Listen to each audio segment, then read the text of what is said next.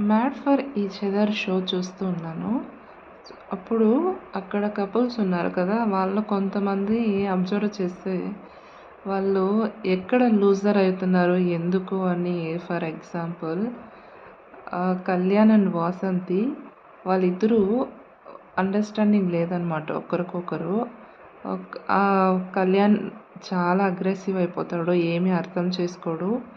తర్వాత వసంతి పాపం చాలా బాధపడుతుంటుంది. ఆ బాధపడినప్పుడు ఓదార్చకు కూడాను కళ్యాణ్ రాడనమాట.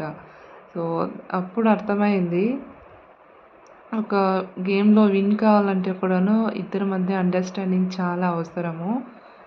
ఇద్దరిలో ఎవరు తెలివిగా ఉంటే వాళ్ళ మాట వినడంలో తప్పు లేదు. భార్య తెలివిగా ఉంటే భర్త వినడంలో తప్పు లేదు. భర్త తెలివిగా ఉంటే భార్య వినడంలో తప్పు లేదు. అది వసంతి అండ్ కళ్యాణ్ ఇద్దరు వాళ్ళు మిస్ అవుతున్నారు అనిపిస్తుంది. వసంతి చాలా ట్రై చేస్తుంది. బాగానే ఆడుతుంది గేమ్స్ అన్నీను కళ్యాణ్ అర్థం చేసుకొని.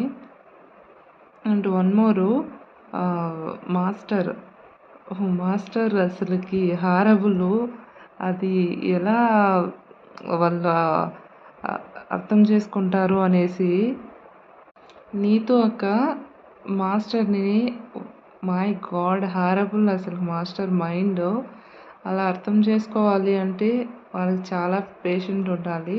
ఆ పేషెన్స్ మొత్తమును నీతు అక్క దగ్గర ఉందన్నమాట.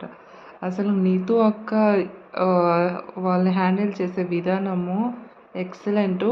నేను ఇన్ని రోజులు ఓటు మహేష్ శాండ్రా వాళ్ళకి చేస్తున్నాను. ఇప్పుడు నేను ఎవరు చేశానంటే నీతు అక్కకి అండ్ నటరాజ్ మాస్టర్ చేశాను. ఎందుకంటే నీతు యొక్క పేషెంట్ చూసి వాళ్ళు హ్యాండిల్ చేసే విధానం నాకు చాలా నచ్చింది. అందుకే ఇప్పుడు నేను ఓటింగ్ అనేది చేంజ్ చేశాను. మరి మీరు ఎవరు ఓట్ చేస్తున్నారు మ్యాడ్ ఫర్ ఈచ్ అదర్ షోలో ఏ కపుల్స్ చేస్తున్నారు?